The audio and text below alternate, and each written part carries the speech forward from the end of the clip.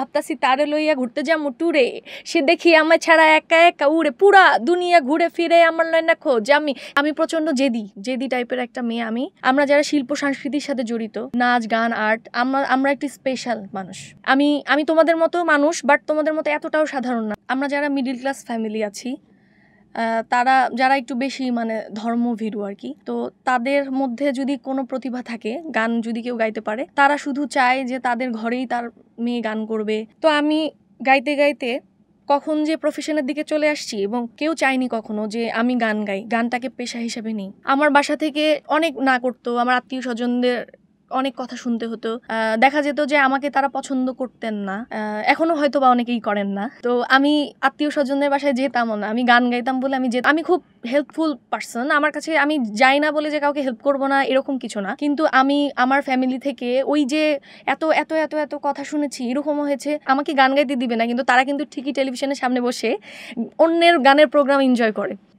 আমি তোমাদের মতো মানুষ, বাট তোমাদের মতো এতটাও সাধারণ না। আমরা যারা শিল্পী, আমরা যারা সুরে গান গাইতে পারি, আমরা যারা শিল্প সংস্কৃতির সাথে জড়িত, নাচ গান আর্ট, আমরা একটি স্পেশাল মানুষ।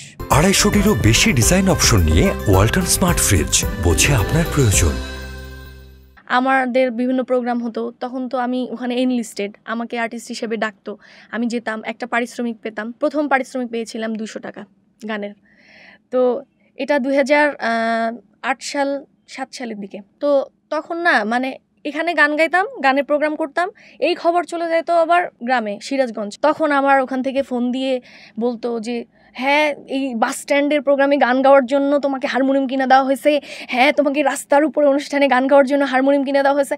তখন আমি খুবই ভেঙে পড়তাম, তখন আমার মনে হতো যে কি করব, মানে কিছুই করার নাই। তারপরে একটা পর্যায়ে তো আস্তে আস্তে আস্তে আস্তে এই পর্যন্ত চলে আসছি। ছোট থেকেই শুরু করেছিলাম, শিকড় থেকে শুরু করেছিলাম একদম। আমি প্রচন্ড জেদি টাইপের একটা মেয়ে। আমি খুব একা একা বড় হয়ে, তো আমার উৎসাহ দেওয়ার কেউই ছিল না। সত্যি কথা বলতে আমাকে অনেকেই জিজ্ঞাসা করেছে যে বড় হয়ে তুমি কি হবা, কিন্তু আমি কখনো এটার উত্তর দিতে পারিনি। আমি বলছি যে আমার জীবন যেদিকে আমাকে নিয়ে যাবে সেটাই হব, কারণ অনেক সময় চাইলেই তো সবকিছু হওয়া যায় না। তো আমি তো ছোটবেলা থেকেই খুব সাংস্কৃতিক মনা, এবং আমি স্কাউটিং করতাম। আমি রংপুরে চাইল্ড জার্নালিস্ট ছিলাম। তারপর আমি সব ছড়া সাহিত্য পরিষদের সাথে আমি অ্যাক্টিভ ছিলাম খুব। নিজেকে আমি এইভাবে স্থির করেছিলাম যে আমার উপরে যত বাধাই আসুক, আমি যেহেতু আমি অনেস্টভাবে যতটুকু পারি। আমি প্রোগ্রামে যেতাম, আমার আব্বু যতদিন বেঁচে ছিলেন, সুস্থ ছিলেন, আব্বু যেতেন। আব্বু মরে যাওয়ার পর আমার আম্মু যেতেন আমার সাথে। আর বিয়ের পর থেকে আমার হাজব্যান্ডের সাথে আমি যাই। একটা মিডল ক্লাস ফ্যামিলি, আমিও মিডল ক্লাস ফ্যামিলি, আমি যাকে বিয়ে করেছি সেও মিডল ক্লাস ফ্যামিলি। সেই জায়গা থেকে আমি বলবো যে আমি যে সাপোর্টটা পেয়েছি, যারা অনেক হাই ক্লাস ফ্যামিলি তারাও এরকম সাপোর্ট পায় না। আমি আসলে সেরা কণ্ঠে যেতে চাই নাই, কারণ আমি আসলে ক্লাসিক্যাল কোনো আর্টিস্ট না, আমি একটা ভার্সেটাইল আর্টিস্ট। তো ও আমাকে বলেছিল যে তুমি স্টেজে দোলাদে গাও, তো আচ্ছা তুমি ওইটাই গেও, কম্পিটিশনে তুমি ওইটাই গেও, যা হবে হবে। আচ্ছা তুমি পাগল ছাড়া গাও, তো ওইটাই গেও, যা হয় হবে। আমি আগেও দোলা ছিলাম, কিন্তু আগে আমি একটা ছোট জায়গার দোলা ছিলাম, একটা গণ্ডির মধ্যে দোলা ছিলাম, যে উত্তরবঙ্গে শুধু।